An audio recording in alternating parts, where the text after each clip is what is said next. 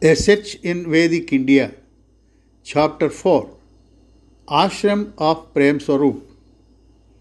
It was 4 a.m. when the flight landed in Bangalore and 5 a.m. by the time before he cleared immigration and collected his baggage.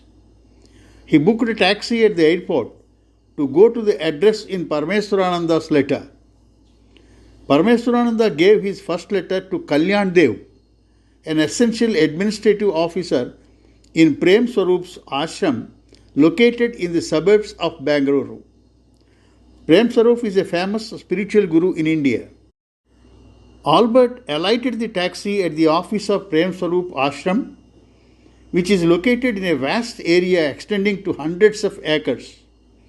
He entered the office and told them that he wanted to meet Kalyan Dev.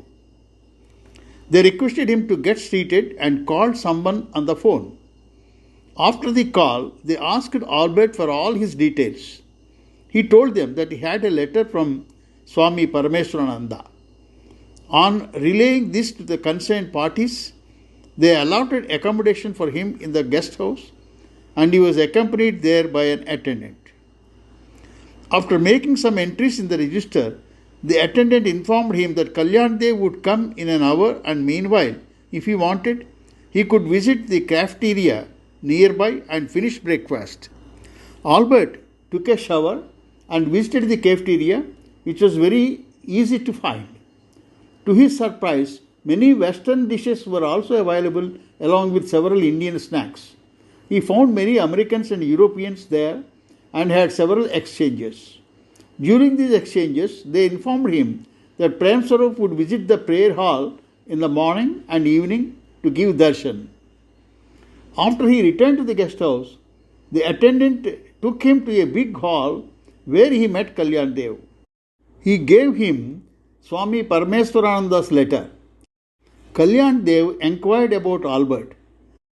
After reading the letter, though the questions are simple, yours is a big project, he said with a smile. Do you think that Premswaroop will answer my questions? Asked Albert. For that, you must first meet him, isn't it?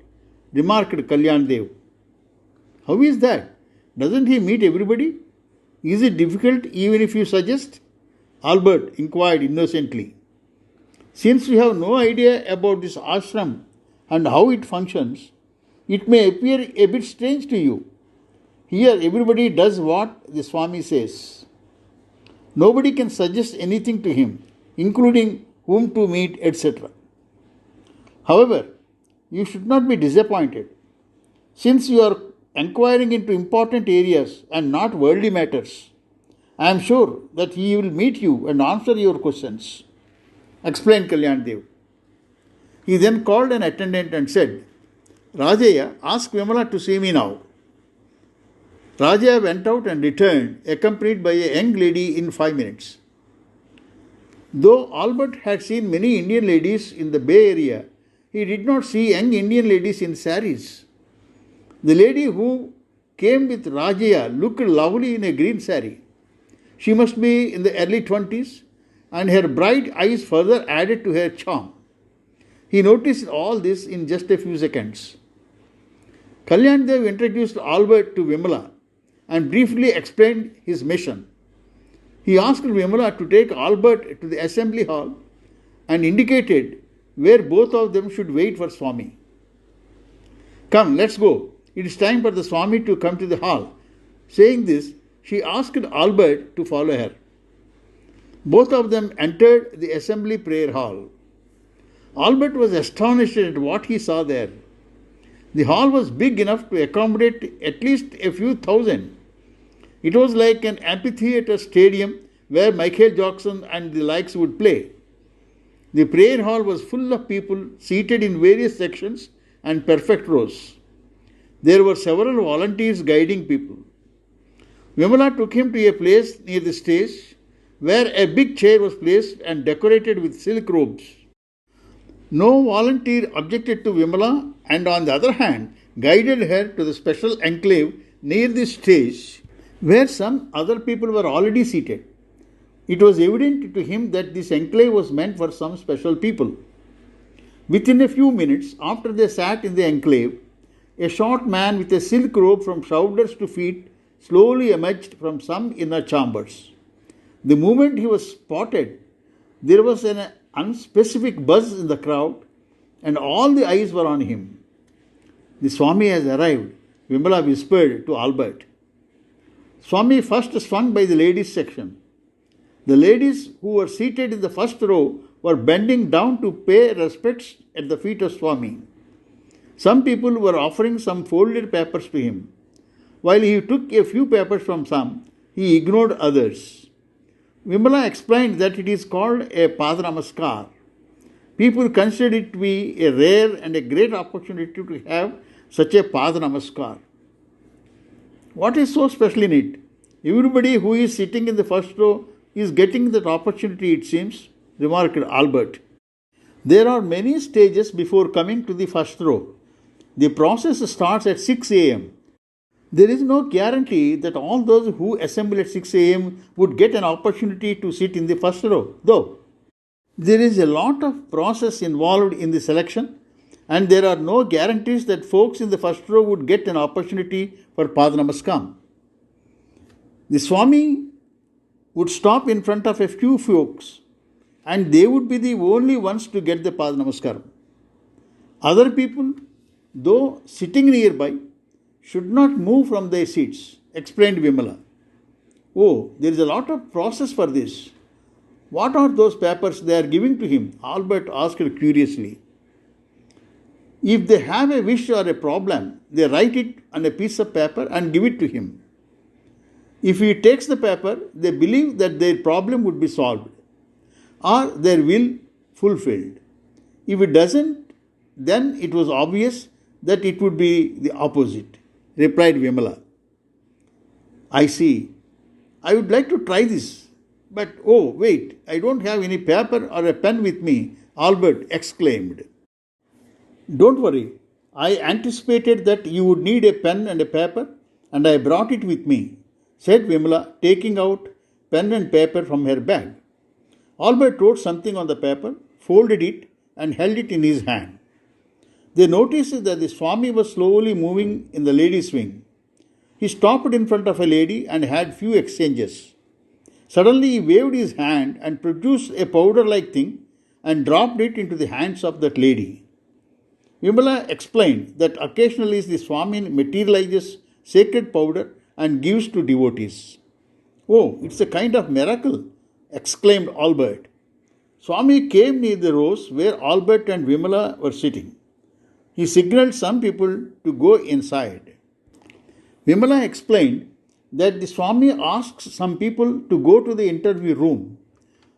Swami would have personal interviews with such people after the rounds here. Those who are called in are considered very lucky. Some people who have been coming here for several years are hoping to get a Padanamaskaram or personal interview. This personal interview with the Swami is by invitation only. When the Swami was passing by, Albert handed over the folded paper to the Swami. Swami took it with a smile.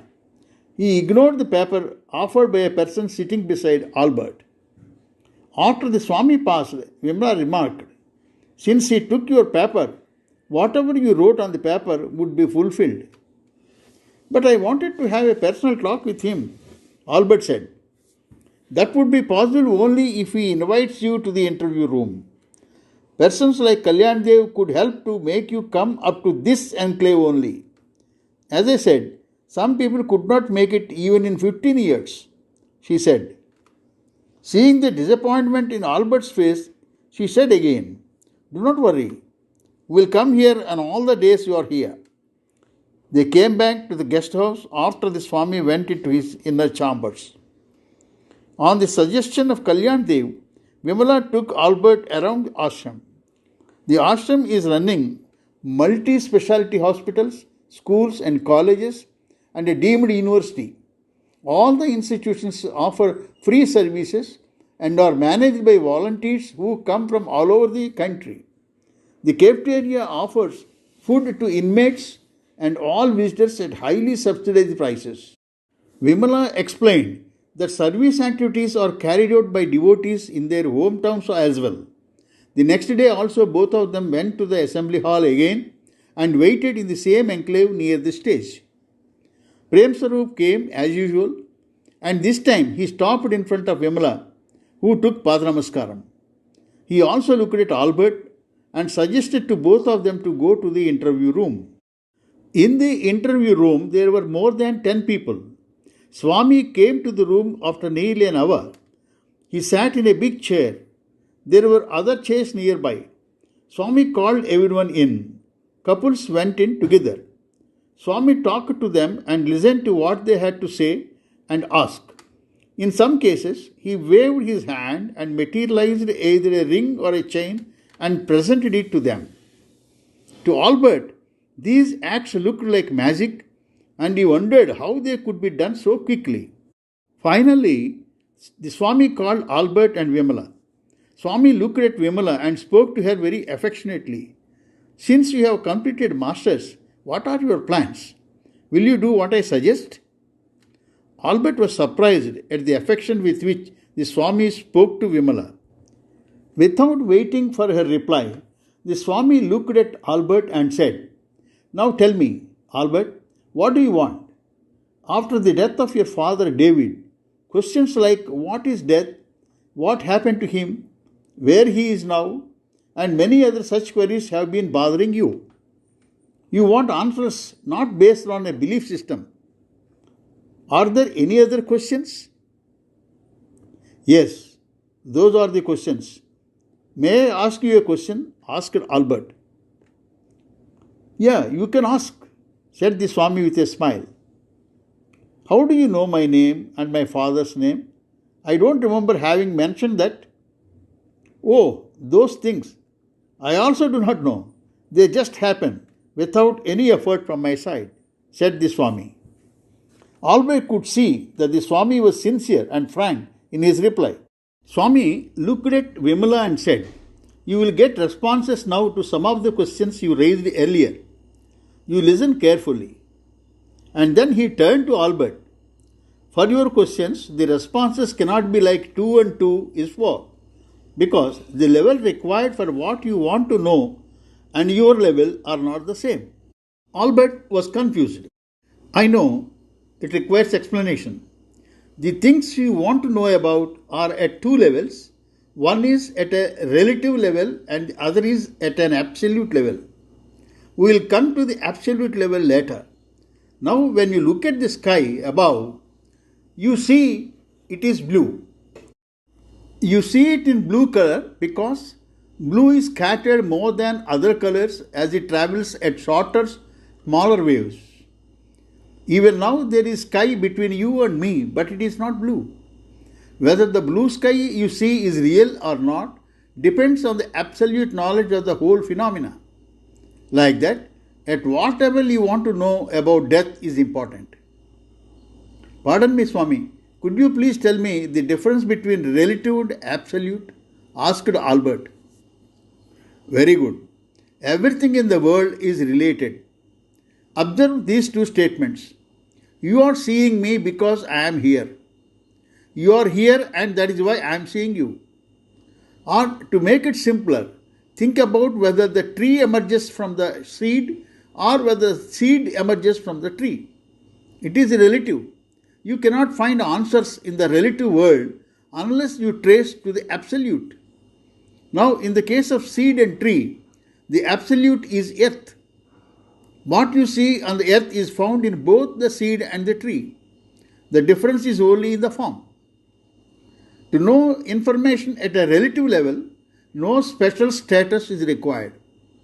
The sky is blue to you at a relative degree of understanding. But to know the real truth behind it, you might require special information and you should equip yourself to know that. Similarly, religious scriptures give you some information about the death, but no special status or knowledge is required to understand that. But if you want to know the absolute truth behind death, you have to be eligible to know that, like the special knowledge required to know the truth about the blue sky. Are you following what I am saying? Asked Swami. Yes, I am following. To know the real truth behind the death and after death, that is, over and above what religion says, I should equip myself to receive that, said Albert. He never knew that this kind of special analysis is required to know about anything. Moreover, what the Swami is saying was logical and scientific. Whoever answered him earlier on the subject, it appeared that they were speaking from books and not from their direct understanding. So, my doubts would not be cleared unless I make myself eligible to receive the knowledge, asked Albert. Another important thing, you want to know about one end of a thread. What about the other end? To know about death, you must also know about birth. Otherwise, it is incomplete. Both birth and death are relative like trees and seeds, is it not? Why should you be eligible to know the absolute truth? I will give you an example. If NASA wants to send somebody into space, do they spend everybody without testing physical fitness and imparting specialized training? Similarly, to understand certain spiritual truths, one must be eligible and ready for that. Otherwise, even if I tell you, it may not serve the purpose. Can you cut a big tree with a blunt axe? Have you seen how many thousands of people have been coming here seeking a personal interview with me? All kinds of people, business people, employees, housewives, etc. They all want to possess a blue sky. Politicians wish to reach higher positions, and business people want to increase their wealth. Employees want promotions. They are all people who want to possess the distant blue sky, ignoring the fact that all along they are in the sky and sky is all around them. They come here, year after year, to possess the blue sky. Such people must be eligible to know the real sky. If you fulfill their desires, do they get eligibility? Do they get eligibility if you materialize things and give them? After putting this question, Albert felt sorry, thinking whether he exceeded his limits in putting the question and showed it in his face. You have a genuine doubt. They are all in a stage where they do not know what would make them happy. On the other hand, they are in the pursuit of things which would make them unhappy. Their minds are in the stage of a blunt axe. The effort is to increase their eligibility to seek the truth that gives them real happiness. The intention behind materializing things probably needs explanation. The majority of people spend their lives in the vicious circle of joys and sorrows, and they do not think of coming out of that circle and do not make any attempt to seek permanent happiness. Unless their minds turn in that direction, the journey does not start. If you want to take a cow to a required destination, lot of effort is needed. But if you hold green grass in front of its face, it comes easily after it, and you can take the cow to the required destination. Materializing things is like that green grass. Many great people mentioned in their writings and speeches that serving man is serving God. But very few people bothered because there is no green grass there. But if I say it and ask them to take up many service activities with liberal donations, many people follow. You must have seen the level of activities going on in the ashram. Much more than this is being done by various regional centers all over the country.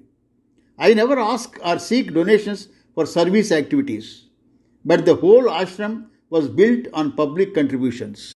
Donations without expecting immediate quid pro quo benefit do better to people. So, you say that selfless service activities would make people eligible to know the absolute truth or secrets behind birth and death? Said Albert, trying to understand the logic revealed by the Swami. Yeah, that is the beginning. And there are other steps in the process, said Swami. An attendant came from inner chambers and brought 3 plates of fruit. He put one plate near the Swami and gave the others to Vimala and Albert. In the Swami's plate, there are only 2 or 3 pieces. It appeared that the attendant knew how much the Swami would take normally. The Swami took one piece from his plate and gave it to Vimala. Vimala took it with the utmost respect. Swami took the remaining with the most graceful movement of his fingers. Albert had never seen such a graceful act. Going into inner chambers, Swami said, "Come tomorrow, directly to this room. Let us discuss a few more things." Albert and Vimala returned to the guest house.